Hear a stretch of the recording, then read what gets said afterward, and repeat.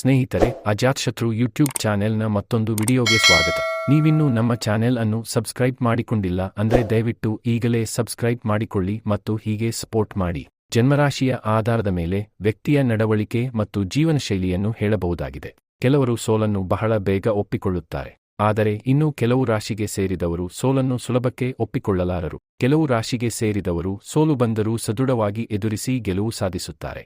ಆ ರಾಶಿಯವರು ಯಾರು ಎಂಬುದನ್ನು ಇಲ್ಲಿ ತಿಳಿಯೋಣ. ಪ್ರತಿಯೊಬ್ಬರ ಜೀವನದಲ್ಲೂ ಗೆಲುವು ಮತ್ತು ಸೋಲು ಎರಡೂ ಇರುತ್ತದೆ.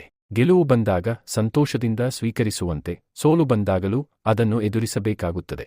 ಜೀವನದಲ್ಲಿ ಸೋಲು ಗೆಲುವು ಎರಡನ್ನೂ ಸಮಾನವಾಗಿ ತೆಗೆದುಕೊಳ್ಳಬೇಕು. ವಾಸ್ತವವಾಗಿ ಸೋಲಿನಿಂದ ಅನೇಕ ವಿಷಯಗಳನ್ನು ಕಲಿಯಬಹುದು. ಜ್ಯೋತಿಷ್ಯಶಾಸ್ತ್ರದ ಪ್ರಕಾರ ವ್ಯಕ್ತಿಯ ರಾಶಿಯ ಆಧಾರದಿಂದ ಅವನ ಭವಿಷ್ಯವನ್ನು ಊಹಿಸಬಹುದು ಎಂದು ಹೇಳಲಾಗುತ್ತದೆ. ಅದರ ಪ್ರಕಾರ ವ್ಯಕ್ತಿಯ ನಡವಳಿಕೆ ಮತ್ತು ಅವನ ಜೀವನಶೈಲಿಯನ್ನು ಸಹ ಹೇಳಬಹುದು. ಕೆಲವೇ ಜನರು ಸೋಲನ್ನು ಬಹಳ ಬೇಗ ಒಪ್ಪಿಕೊಳ್ಳುತ್ತಾರೆ. ಆದರೆ ಕೆಲವು ರಾಶಿಗೆ ಸೇರಿದವರು ಸೋಲನ್ನು ಸುಲಭವಾಗಿ ಒಪ್ಪಿಕೊಳ್ಳಲಾರರು.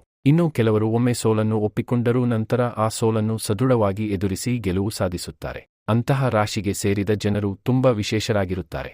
ಅವರು ಸೋಲನ್ನು ಎದುರಿಸಿದರೂ ಸಹ ಮತ್ತೆ ಧೈರ್ಯದಿಂದ ಹಿಂತಿರುಗುತ್ತಾರೆ. ಸೋಲು ಕಂಡರೂ ಮರಳಿ ಗೆಲುವು ಸಾಧಿಸುವ ಮನೋಭಾವ ಅವರಲ್ಲಿರುತ್ತದೆ. ಧೈರ್ಯದಿಂದ ಸೋಲನ್ನು ಮೆಟ್ಟಿ ನಿಲ್ಲುವ ರಾಶಿಗಳು. 1. ಮೇಷರಾಶಿ. ಮೇಷರಾಶಿಯವರು ಸೋಲಿನಲ್ಲೂ ದಿಟ್ಟ ಹೆಜ್ಜೆ ಇಡುತ್ತಾರೆ. ಮತ್ತೊಮ್ಮೆ ಗೆಲ್ಲಲೇಬೇಕೆಂಬ ದೃಢ ಸಂಕಲ್ಪದಿಂದ ಮುನ್ನುಗ್ಗುತ್ತಾರೆ. ಸೋಲಿನ ಕಹಿಯನ್ನು ಹಿಮ್ಮೆಟ್ಟಿ ತಮ್ಮ ಗುರಿಯತ್ತ ಸಾಗುತ್ತಾರೆ. ಮೇಷರಾಶಿಯು ಉನ್ನತ ನಾಯಕತ್ವದ ಗುಣಗಳನ್ನು ಹೊಂದಿದೆ. 2. ವೃಶ್ಚಿಕ ರಾಶಿ. ಈ ರಾಶಿಯವರು ಕೂಡ ಸೋಲಿನಿಂದ ಬೇಗನೆ ಪುಟಿದೇಳುತ್ತಾರೆ. ಇವರು ಭವಿಷ್ಯದ ಬಗ್ಗೆ ಹೆಚ್ಚು ಯೋಚಿಸುತ್ತಾರೆ. ಈ ರಾಶಿಯವರು ಬದಲಾವಣೆಯನ್ನು ತರುವ ನಾಯಕರು ಎಂದು ಹೇಳಬಹುದು. ಸೋಲು ಎದುರಾದಾಗಲೆಲ್ಲ ಪುಟಿದೆದ್ದು ಮುಂದೆ ಬರುತ್ತಾರೆ. ಅವರು ಯಾವಾಗಲೂ ಶ್ರಮಜೀವಿಗಳು ಮತ್ತು ಮುಂದೆ ಸಾಗುವವರು. ಅವರು ತಮ್ಮ ಗುರಿ ಸಾಧನೆಗಾಗಿ ಶ್ರಮ ಪಡುವವರಾಗಿರುತ್ತಾರೆ.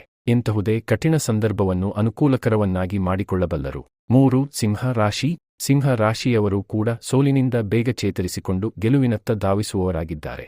ಸಿಂಹ ರಾಶಿಯವರು ಹುಟ್ಟಿನಿಂದಲೇ ನಾಯಕರು. ಅವರಲ್ಲಿ ನಾಯಕತ್ವದ ಗುಣ ಹೆಚ್ಚು. ಅವರು ಎಂದಾದರೂ ಸೋಲು ಕಂಡರೆ ಅದರಿಂದ ಹೊರಬಂದು ಮುಂದೆ ಸಾಗುತ್ತಾರೆ. ಸೋಲಾಯಿತು ಎಂದು ಸುಮ್ಮನೆ ಕೂರುವವರಲ್ಲ. ಅವರಲ್ಲಿ ಆತ್ಮವಿಶ್ವಾಸವೂ ಜಾಸ್ತಿ ಇರುತ್ತದೆ. ಅವರು ಯಾವಾಗಲೂ ಸೋಲಿನಿಂದ ಬೇಗನೆ ಹೊರಬಂದು ಗೆಲುವಿನತ್ತ ಸಾಗುತ್ತಾರೆ. ಸಿಂಹ ರಾಶಿಯವರು ಗೆಲುವು ಸಿಗುವವರೆಗೂ ಶ್ರಮಿಸುತ್ತಾರೆ. 4.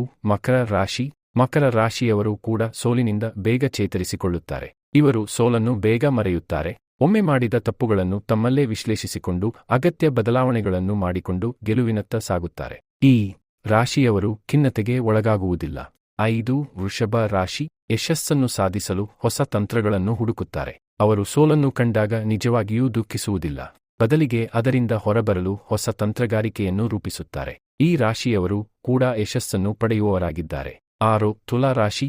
ಈ ರಾಶಿಯವರು ಕೂಡ ಸೋಲಿನಿಂದ ಬೇಗ ಚೇತರಿಸಿಕೊಳ್ಳುವವರಾಗಿದ್ದಾರೆ. ಸೋಲಿನಿಂದ ಹೊರಬಂದು ವೇಗವಾಗಿ ಗೆಲುವಿನತ್ತ ಸಾಗುತ್ತಾರೆ. ಸೋಲಿನ ಕಡೆಗೆ ಗಮನ ಕೊಡದೆ ಗೆಲುವಿನತ್ತ ಗಮನಹರಿಸುವವರಾಗಿದ್ದಾರೆ. ಅದರಿಂದ ತಮಗೆ ಬೇಕಾದುದನ್ನು ಸಾಧಿಸಿ ತೋರಿಸುವವರಾಗಿದ್ದಾರೆ. ಸೋಲಿನ ಹಂತದಲ್ಲಿ ಎಂದಿಗೂ ನಿಲ್ಲುವುದಿಲ್ಲ. ತುಲಾ ರಾಶಿಯವರು ಬಹಳ ಆತ್ಮವಿಶ್ವಾಸದಿಂದ ಮುನ್ನಡೆಯುತ್ತಾರೆ. ಮುಂದಿನ ವಿಡಿಯೋದಲ್ಲಿ ಸಿಗೋಣ. ಧನ್ಯವಾದಗಳು. ಶುಭವಾಗಲಿ.